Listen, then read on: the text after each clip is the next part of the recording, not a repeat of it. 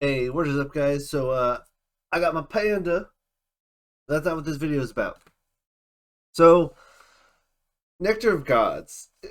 It's I want to say it's not a problem card, but a lot of people like to give it a comparison to Pot of Greed from Yu-Gi-Oh for very obvious reasons. They both are draw two cards, can do them any amount of times you want in a turn. So, this video is kind of just me telling you why Nectar of Gods isn't just pot of greed and why it's probably not as problematic as pot of greed would be. And the first big difference between the two is pot of greed is free. Nectar Gods costs us 2 life effectively out of 20 to play it in Elestrals. Now, 2 life to draw 2 cards is a very good rate. Now, on your turn, you can expend 1 to draw a card, but you lose a summon, so there's a cost there. But you can do that without a card, which is a really good ability you can do just in the game.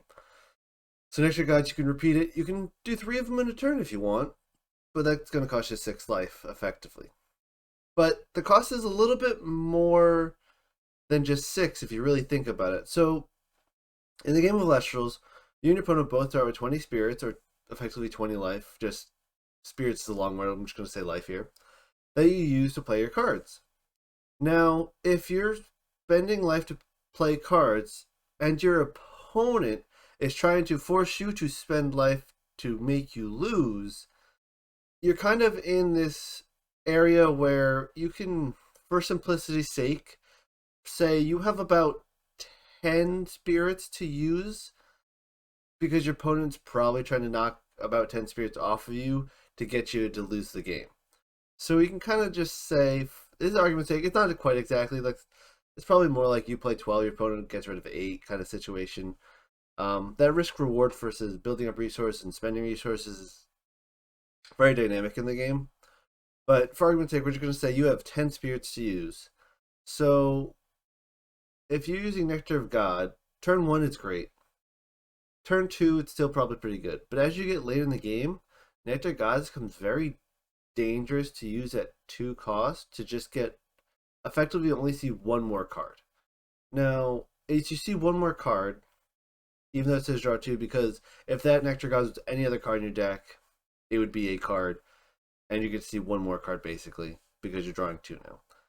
So you're spending roughly, you know, 20-30% of your effective usable spirits, because your opponent's obviously trying to make you expend as well, to draw 2 cards. And when you look at it that way, it's like, well, if I use 3 Nectar of Gods, that's 6 spirits. That's, almost 60%, half of, or maybe 50% of like the spirits I will actually use for my cards in the game versus what my opponent's making me expend. And that's a lot. That really is like, and another argument I think is if you take Nectar Gods and put it at a 3 cost, it's just, I don't think you'd see much play at all at 3 costs, because now it's like, okay, if you want to do 3 Nectar Gods, you're spending 9. You have almost no spirits that you're really going to be using. Now, again, early game, it's great. Having more cards and more options early game is definitely worth the 2 life. But when you get to like, maybe turn 3, 4, 5, where you're getting a little bit lower in spirits, your opponent's hitting you harder, you may not have a board state. Like, it's just not as good because you're just spending so much life to use it, and it's not free. Like, that's the biggest thing. A lot of these comparisons of cards to like, oh, it's just like this card in Yu-Gi-Oh. Oh, it's just like this card in Magic. But there's a lot more cost associated because our resource is our life. You're going down so much more to just get dealt with. And it's just, there's other great options for card searching. Like Ash Rabbit, I think, is one of my favorite just card advantage things, because it replaces itself, it gives you a body, and you get to look at 3 cards and pick whatever one you want that you consider is the best for the option, or best in that as option in that moment.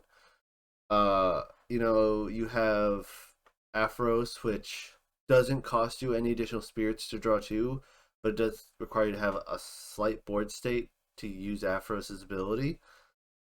But if you get 2 Aphros out, all of a sudden you're drawing 4 a turn. So there's definitely good draw options, and I don't think Nectar God is always going to be the way to go because it's expensive. We have whatever Drops of Leaf is going to be a one cost draw card of some description. I think that will probably be better than Nectar Gods in the majority of cases, whether it's card destruction or something else. But yeah, I just don't think Nectar Gods is as like ubiquitous as everyone says, because especially if you're playing, let's say, a slower control deck and you have a bad matchup against Burn. So you're playing a control deck, you have three Nectar Gods.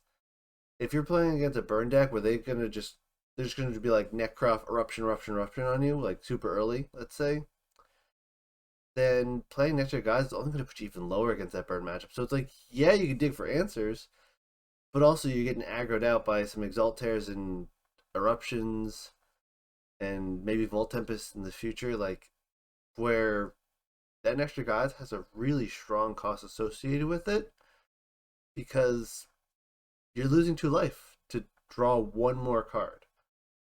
Like it's literally lose two life to get to see one more card in your deck.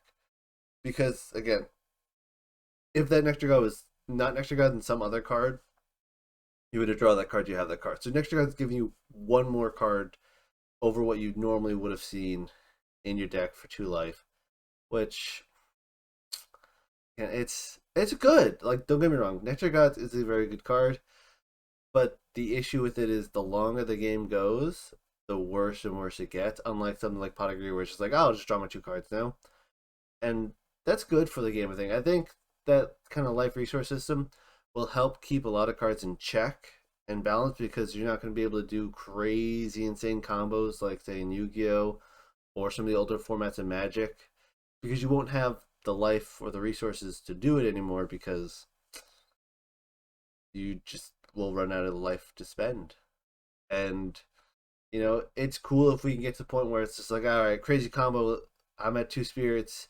I have an unbreakable board state. Go, and your opponent just goes, all right, eruption.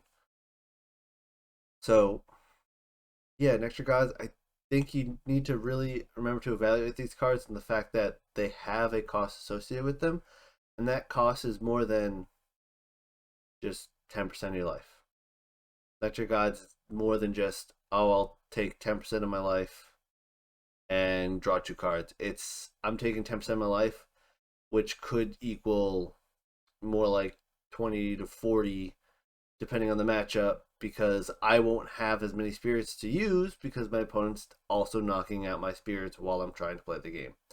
So yeah, again, early game, Nectar Gods is pretty good. It's generally going to be just like there's a small joke going around where it's a starting hand with Nectar Gods is a good hand because you get to see more cards. But as you go later in the game, it just makes it more and more difficult to play. You can really trap yourself in where it's like, oh, I'm just going to play Nectar Gods, Nectar Gods, Nectar Gods, go to 14 spirits, and now my opponent's going to try and play Burn Me Out if they're playing aggro or something. It's not as good as it just Pot of Greed seems. It's good, but just be aware that cards have cost, and unfortunately, that cost is our life, and our opponent's also trying to get rid of that life. So it just doesn't come as free as something like Pot of Greed or even like Divination and Magic Gathering, where you still keep the resources after.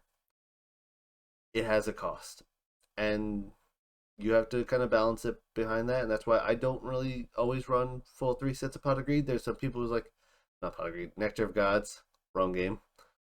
I don't always run three copies of Nectar of Gods because I might not be able to use them all like effectively, and sometimes just drawing a card that I will use on the spot could be better. I know some people are just like, I put three Nectar Gods in every deck, blah blah blah. Like the only card, in my opinion, you play three of in every deck is probably Shield of Achilles, right now. Maybe a couple other cards in specific decks, but for every ubiquitous deck, I think Shield of Achilles right now is probably that card you run in every deck because it's so versatile. Just stops attacks, bounces things, open up the board. But Nectar God's not that card for me. It's good. It just feels really rough to use sometimes, and it's just not as free as some people think, and it's I think a little bit more costly than people expect sometimes because they just see like, oh, it's just 10% of my life total. It's not just 10% of your life total. and it's for one extra card. That's my thoughts on it. I know this video's got a little bit long just talking about one card, but I wanted to bring it up and I wanted to put something out because I just feel like Nectar Gods is a little overhyped, and some people are saying like it's ban worthy already. It's not. And if it was one cost draw two, yeah, I think it would be insane. It's basically pot of greed at that point.